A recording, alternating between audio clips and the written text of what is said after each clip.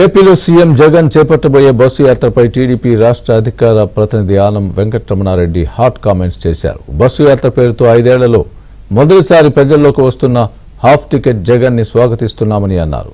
5 ఏళ్లుగా ప్రజల కష్టాలు తెలుసుకోలేని జగన్ బస్సు యాత్ర పేరుతో బయటకు వస్తున్నారని విమర్శించారు.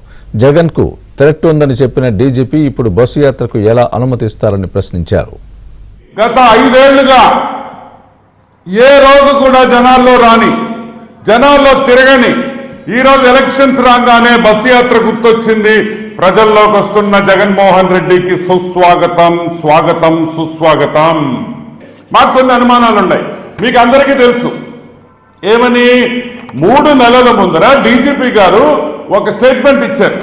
ఇంటెలిజెన్స్ ఏమని, జగన్మోహన్ రెడ్డి కుటుంబం మీద సెక్యూరిటీ ప్రాబ్లం ఉంది, ఆంధ్ర రాష్ట్ర పోలీసు వాళ్ళకి భద్రత కల్పించాలి, ఎందుకంటే కుక్కలు, పిల్లులు, పందుల నుంచి వాళ్ళకి విపరీతమైన థ్రెట్ ఉంది జగన్మోహన్ రెడ్డికి అనే ఒక అసెస్మెంట్తో మొన్న వరకు సెక్యూరిటీ ఆయన జీవితం మీద ఒక థ్రెట్ ఉంది, ఆయన జీవితానికే ముప్పు ఉంది, పెను ముప్పు ఉందని చెప్పిన డీజీపీ గారు ఈరోజు ఏ విధంగా ఆయన్ని బస్సులో పోనిస్తారు అని మేము అడుగుతున్నాం.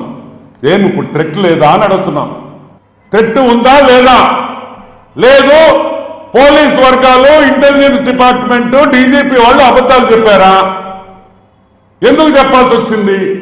ఈ 5 ఏళ్ళు నువ్వు పరదాలు కట్టుకొని, బ్యారికేడ్లు కట్టుకొని ప్రజా సొమ్మును దుర్వినియోగం చేసి ప్రజల్లోకి మమేకం కాకుండా నువ్వు ప్రజల్లోకి రాకుండా ఏమయ్యా నువ్వు క్షమాపణ చెప్పాలి.